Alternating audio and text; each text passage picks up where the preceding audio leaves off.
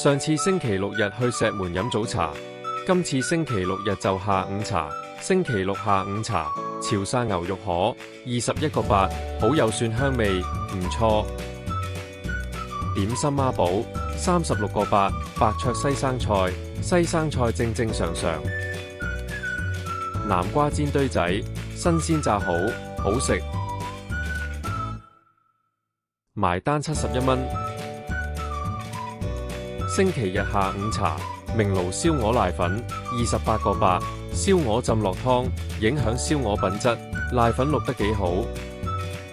點心孖寶36個8，香煎蘿蔔糕，煎得幾香，唔會太削，整體 OK。山竹牛肉球，牛肉球有肉味，味道可以。埋單79蚊。